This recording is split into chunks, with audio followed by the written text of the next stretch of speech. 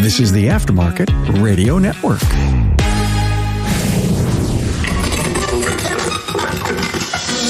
Hey, Carm Capriato here, the automotive podcast guy with episode 649. This episode was recorded live at the 2021 ATI Super Conference. Hey, so many shop owners want to expand their business, but oftentimes they've got a hard time finding a second location to purchase. You can wait years before a business location becomes available, and sometimes you find the land, but building from ground up isn't an option for your budget. Have you ever thought about a satellite location? Well, Tom Grady is in the process of opening his satellite location, something he bought. It's just a few miles away from his current shop, and find out how and why he did it in this real informative episode. Thanks to Napa for providing us this great episode. The Napa Auto Care Gold certification offers a premier tier for members to provide consumers with a consistent experience anywhere in the country. Gold certified members earn benefits like preferred referrals, $1,500 in marketing funds, tracks free, and more. To learn about Gold certification, speak to your Napa representative now. Hey, don't forget to follow me on social media. I'd love to hear from you. And remember, every episode gives you an edge.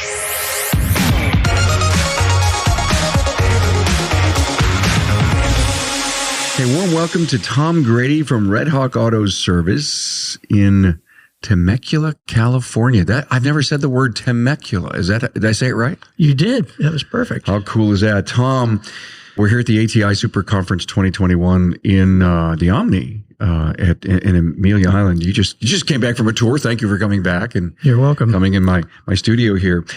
I have heard from everybody here that you are a master of utilizing space. That's pretty accurate, Carm. You have a small shop, and yet you do this big seven-figure number out of it. And I think I also heard, Carm, you got to interview Tom because he outgrew his place, and he's not going to do a branch, Carm, like a lot of other guys are doing. He's going to have a satellite. That's correct. That's correct. Let's talk about that. We are a really good location. We're on a main street in a growing town, and we're across the street from Walmart. We're next to a 7-Eleven. Oh, my. Think of the car count there. We do. We get a lot of people walking in. We have to, believe it or not, we have to turn people away. But we've done a good job in utilizing our facility. We've added more bays, and we're really packed. We only have 2,000 square feet. 2,000, that's it. And we've jammed 6 bays into it. Wow. Yeah, so we're very efficient. 3 techs working the 6? Well, actually, I have 6.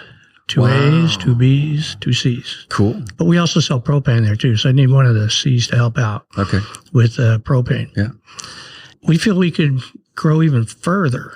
It's just that we don't have any space. I can't add any bays. I don't have any more parking space. Do you have an office? No. As a matter of fact, I don't have an office or a conference room or a training room. Not that if I have to meet with somebody, I have to sit with them out on my bench. On the back. Oh, my. Oh, wait a minute. You're in California, so it's okay. Yeah. I mean, you don't have winter. Well, we get some rain occasionally in the winter. Come out back, sit on my bench, let's talk business. Huh? Right. Or if a vendor comes by, I come out to my office. Come out to my bench. And how many years has this been? 15. Wow. Yeah, we've had it for 15 years. What'd you do before that? I had a number of car washes. I also worked for Ford Motor Company and Nissan Motor Company. Ah, doing what? In sales and marketing management. All right. I had an M.B.A. and went to work for Ford. Wow. How cool is that? Also ran a car dealership. You take any of that great experience into the shop? Oh, absolutely. Ah, good. Okay. Yeah, I've been in the car business a long time. Oh, great. Okay.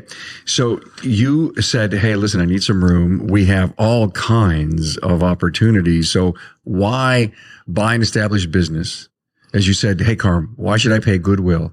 Right. Buy this place, buy these assets when I just need a place. Well, kind of. But when you buy another ongoing business, I mean, there's a lot that you have to pay for. And you mentioned goodwill.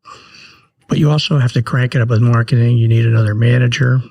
You'll need more service advisors. Right.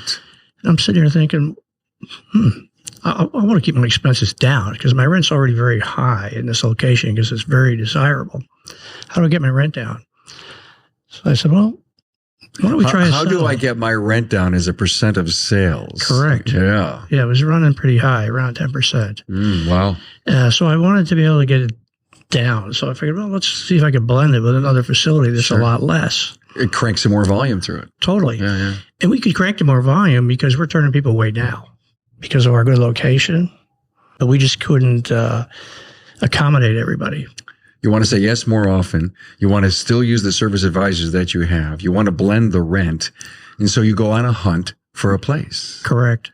I went down the street and there were some flex condos there, office and industrial facilities. Okay, sure. They're concrete tilt-up buildings.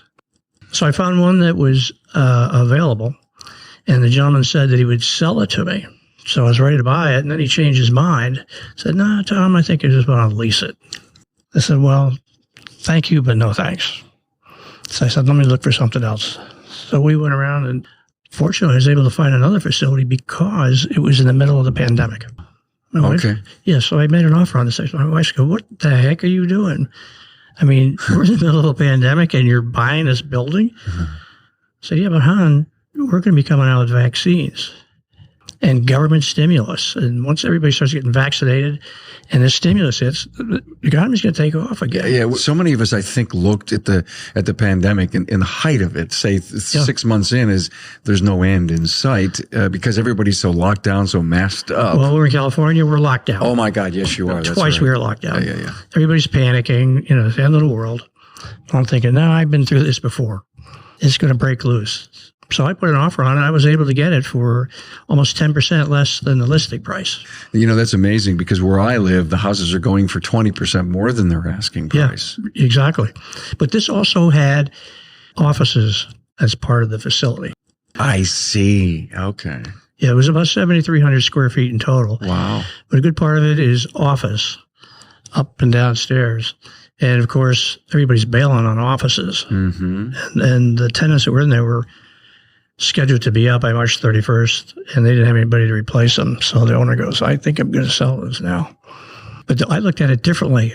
My principal business opportunity is going to be the facility for our repair shop, and renting out the offices would be icing on the cake. That would help cut our mortgage in half. So I'm confident that I'll be able to find a company that was larger and now has downsized. And we'll need, say, 10 people upstairs and a half a dozen downstairs. And we'll be able to lease it out to them. In the meantime, Carm, I picked up an office. Yeah. How cool is that? No bench. No more bench. Now we have a conference room. I have an office, and I have one for my manager. Wow. Yeah. Oh, nice. Fantastic. And so you own this now? Did you do the deal? Correct. Yes. I closed on it a month ago. A month ago. And it's not retrofitted yet? It's not ready? Oh, yeah. We're halfway there. Oh, my God. You're ready, huh? I mean, just about. You just jumped in both feet. Absolutely. And did you have the staff to help you, staff it? I got a new manager a couple months ago, and he has a great bench. And the guys he's bringing with him are just fantastic. Ah, strategy. Yeah. And we have more on the bench ready to come. So you have 6 techs now. Yes. 2 and 2 A's, 2 B's, 2 C's. Mm-hmm. Will you split them and put some of the legacy guys over at the new place? That's a great question, Carm. What we think we'll do is we'll keep the faster moving, quicker stuff near Redhawk. Okay. Oil changes, smogs, a lot of maintenance, and we'll move the stuff that'll take longer, more difficult to do at the other location. Got it. You have an alignment rack there. What did you equip it with? Yeah, I got a 14,000 pound 4-post alignment rack system, then 2 12,000 pound lifts, and 3 10,000. I already bought most of them, and they're just being held right now. I wasn't counting. So how many lifts? 6. 6. Yeah, 2 12s, a 14, and 3 10s. This was not designed as an automotive repair place. Oh, no, this was a call center. Did you have to open one end and put a door? I mean, is it a drive-through? This was a stretch when I first looked at it because it was 2 stories and it was an office building. So we go inside and we go into the back part, the warehouse industrial area section. Yeah. And it had 8-foot drop ceiling. I'm going, I don't know if this is going to work. So I looked around, and the call center had a bunch of sport activities going on, and I found a golf club. Uh-huh. I took the club, and I poked up one of the ceiling tiles, and I looked up, and I go, holy mackerel. It's like a 25-foot high ceiling with 4 huge skylights. Wow. I said, man, this is going to work. So you just needed a wire cutter. Yeah. And a bobcat and a whole bunch of other things. But then we went over, they had put glass over the roll-up doors. They had 2 big roll-up doors that were 14 feet high and 10 feet wide, which is what we have at Redhawk. And I took out my putter again and lifted up the ceiling tile, and lo and behold, there it is, the pull-down garage door. Wow. And I looked to the other one, and there was one there as well. And I go, this is going to work. Oh, my. You just... Wait, before you put the offer on it, you discovered all that? Oh, absolutely. Okay, I had to do some due diligence. Plus, I brought my neighbor, my good friend, neighbor. He used to own a huge commercial construction company. He built Walmarts, Kohl's, movie theaters, stuff like that. And he helped me every bit of the way. He came down and looked at it. He goes, yeah, Tom, this will work. But we're going to have to put soundproofing on the walls where the office is, so those people don't hear it and get upset. They're leasing office space. Now, have you leased it yet? No. But you're designing for the future. Yeah, exactly. Okay. In fact, we're going to be doing that next. We're doing that now. We just put foil over all the insulation. The place was, since it was a call center, a lot of people in there, they insulated the walls, which was concrete tilt-up, as I mentioned. Mm-hmm. They put insulation over all the walls, and we're just covering them. We covered the ceiling, and we're going to be putting soundproofing on the walls. And coming up, Tom talks about the challenges he will face with the new satellite location. Hey, it's Carm here. Today, I have a special message for Napa Auto Care Centers who are looking to take the next step in growing their business and partnership. Now, if you're ready to strive and take it to the next level, Napa invites you to consider Gold certification.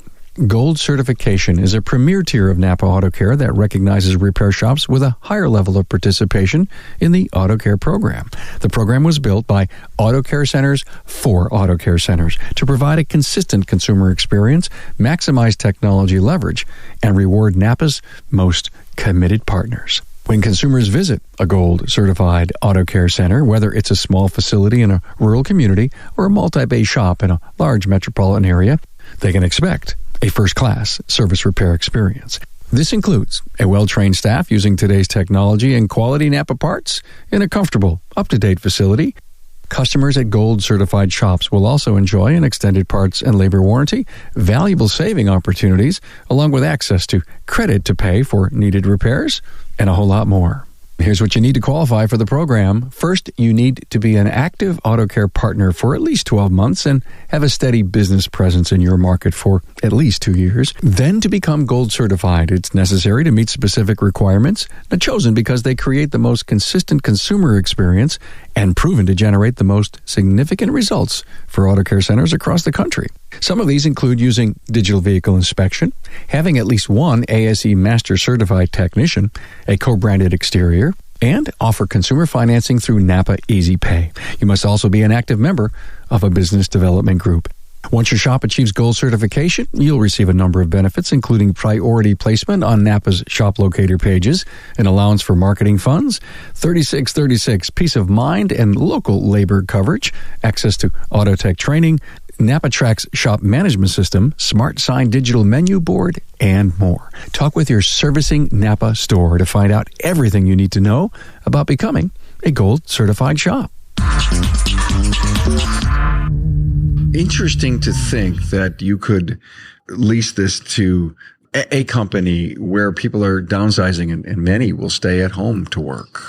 Again, I had to have this vision. It's just like when I bought it in the pandemic. I'm saying, I think there's a lot of bigger companies that had leased a lot of office space. I see what you're saying. Oh, they're going to downsize and they're going to look for something smaller. Got it. Precisely. Got it. And I'm in a good area. I'm in between L.A. and San Diego. It's a growing town. And I believe it'll be marketable. Wow. How cool is that? Yeah. So how far away from Redhawk is it? It's only 5 minutes down the streetcar. Okay. What is that, 2 miles? No, half a mile. A half a mile, 5 minutes down the road. So I can think of the logistics of shuttling vehicles back and forth. Are you going to, get a general service person to do that or a shuttle driver? I have one now that I'll use. I'll probably have to hire another one. But our challenges are going to be logistics, like you said, and communication between the two shops and, computer systems and that type. But computer systems is a piece of cake because that's all internet-based. Ours is server-based with Mitchell. Okay. All right. Yeah. So you have to look at some alternatives. Yeah, you got to overcome that. You're going to put the heavy work down there and the lighter work back at Redhawk because it's the smaller location. Where are the service writers going to go? Good question. They're going to stay at Redhawk. Okay, because that's where people know to go. Correct. I don't want customers going down there. Well, because they're driving by Walmart. There's probably 20,000 cars a day going by there, right? Absolutely. And so you've got it. That's the place. That's where the brand exists. That's where everybody knows where we are. And we really worked hard on getting our Google reviews up. So we have 520 Googles at 4.8. And when people type in auto repair near me, we generally come up to the top. And people will come to the Redhawk location because they drive by it all the time. They see us. They know where we are. Mm-hmm. Plus, a lot of people buy propane and they know where we are as well. Got it. I've heard more and more of the satellite idea. Yeah. Where we need capacity. Yeah. And that drove you to do this and not to say I need another branch because you'd have to have more marketing, more brand building. I mean, you'd have to probably spend a lot more money and have more of a better front facing location than, industrial. So I'd be paying more real estate wise. Yeah. A big thing is goodwill. When you buy another business from somebody else, you're going to pay them for their business, for their goodwill. So they drop the car off at Redhawk and they expect to pick up the vehicle there. So that logistics is going to be critical. Correct. But those are going to be lesser paid employees. Yeah. So I could afford to have, say, 2 of them. Some part-time guys, ladies, just shuttling back and forth, taking customers home, stuff like that. And this will evolve as we grow. Yeah. But the important thing to remember is that I only need 1 manager as opposed to 2. Yeah. And they're highly paid. Yeah. I only need the 2 service advisors as opposed to 4. Yes, but you're going to, if the business grows and you can say yes more often, you're probably going to have to expand service advisors. Or we are thinking about putting an estimator there who can take a lot of the load Bingo. off. Yes. Relieve some of the pressure. Correct. Absolutely. So your background with your previous jobs, marketing, you mentioned marketing. What did you bring over into the business that you're doing that's exceptional? I'm a sales guy, a marketing guy. I'm unique to this industry because I didn't come up as a tech. Yeah. I'm an M.B.A. I love sales and marketing. I'm always about saying yes to the customer. I don't want to be saying no. I want to say yes. We want to be able to help you. Can we accommodate you? Yes. I love the sizzle of selling and marketing, being involved in the Chamber of Commerce, all the local community charitable organizations. I just love growing the business. And we think we could double our business here. The sizzle of selling. Yeah, absolutely. I love that. You didn't come from outside the industry, but you came from outside the repair industry. The independent repair. That's correct. Right, the independent repair. But I did run 2 dealerships. Okay. Where I had service departments. Okay. All right. So you're not a novice. Oh. You're experienced, but as an independent, a little different, a whole lot different. The sizzle of selling. I mean, when you opened the business, did you buy Redhawk or did you open it and started from scratch, called it Redhawk? Actually, when I bought this, I owned other hand car washes. I had one next door. Right. Okay. And I had that first. And then the gentleman who owned it wanted to sell it. And he knew that I had a retail background in automotive. Yeah. So he sold it to me. Got it. Okay. Sizzle of selling. Did you spend some time on the counter? No, not much. Okay. I've always worked through other people. My theory is, I'm the conductor, the facilitator. Yep. I develop the strategy, the vision, provide the capital, but I'll put the right people in the right spot. Right. That's what totally makes me get successful. it. You're the visionary. And do you have a number 2?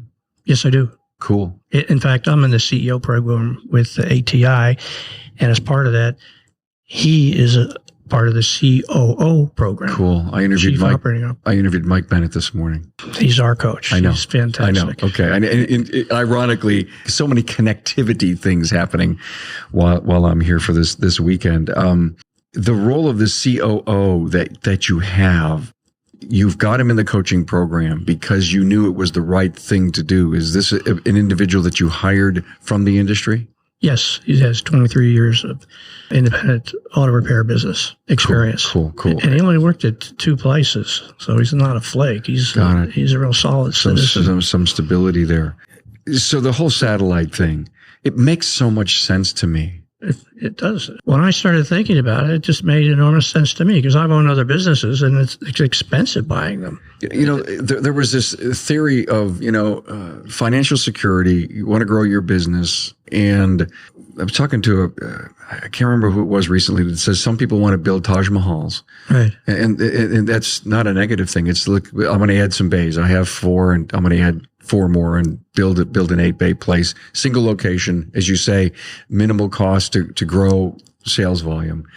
Some people want to acquire branches, but this third option of a satellite, if it's close enough by, and even if it's next door and it's another building next door, you can't connect them because you say you don't own the properties together, but there is capacity that people can invest in. That, do you think you can add another $1.5 million to the business? Absolutely. Yeah, I think we can double our sales. In fact, last 3 years we did $1.5 million. I think we're going to do over $2 million this year at Redhawk alone. So it's possible we could do between $3 and $4 million between the two. 2,000 square feet, 6 bays. Yeah. Six technicians. They must be rocking. They are, and they love it. It's exciting. Sometimes I got to slow them down so they don't get in an accident. Safety is important here. Take it easy, but they love the excitement, the sizzle, and what they're accomplishing. I think you've given all the advice in the world, not all the advice for someone to think about satellite. The pros and cons. I mean, are there any cons to this? Well, logistics is a challenge. Yeah, that's going to be my challenge. Communication is going to be a challenge. You want to be close. I was looking at facilities all over, and in our particular neighborhood, there aren't many warehouses available that you can retrofit. So I was looking at some 5 miles away and I go, nah, this isn't going to work with all the traffic. It'll be just a hassle. People are going to get lost. There's too much time in between locations. You want to find something within a mile.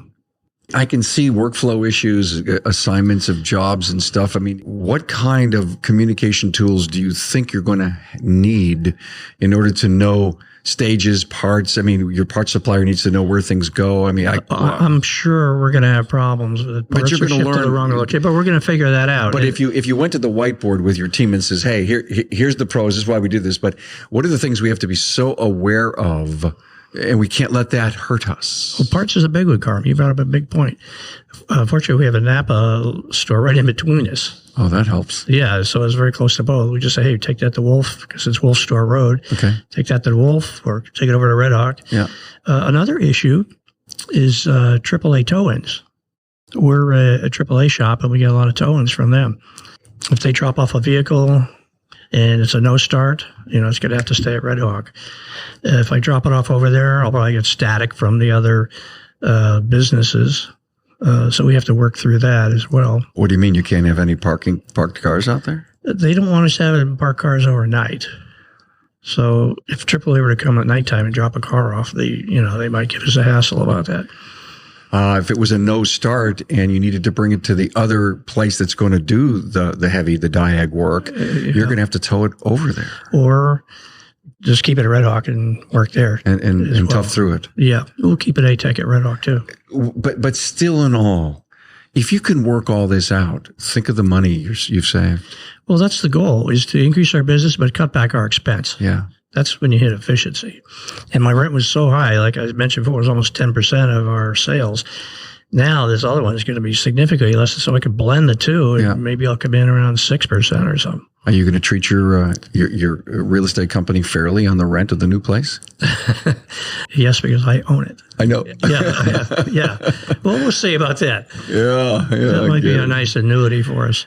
You're so smart to think about that. I mean, how many people that I have spoken to over the years basically said, please try to buy your property. Absolutely. Yeah. I couldn't buy the first one, so I said, I've got to get a property. So we got it. You didn't renting or leasing was not really an issue to you. No, I wasn't going to do it if I had to lease or rent it again. And then I'll try and bring my daughter, Jennifer, into this whole thing. Your daughter, Jennifer. Oh, cool. Is she in the business? A little bit, but she's an attorney and she's smart. And I'll be bringing her more and more into ATI family. She's already very familiar with ATI. She's done a lot of webinars and worked with coaches. But I'd like to bring her into it more. Wow, how nice. Yeah. Excellent.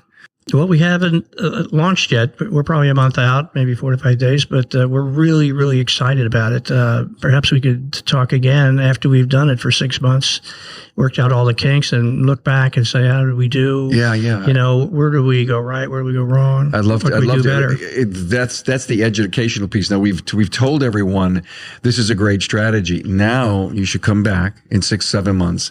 And let's get you on here to say, here's what we've learned. Yeah, I'm sure there'll be a steep learning curve, but I'm looking forward to it. It's a fantastic challenge. Oh, cool. Tom Grady, Redhawk Auto Service, Temecula, California, just between L.A. and San Diego. Right? Correct. That is correct. And thank you for coming here, talking about satellites, and come back and tell us what you learned. We will. And thank you, Carm. Thanks, man. Thanks for being on board to listen and learn from the premier automotive aftermarket podcast. Until next time.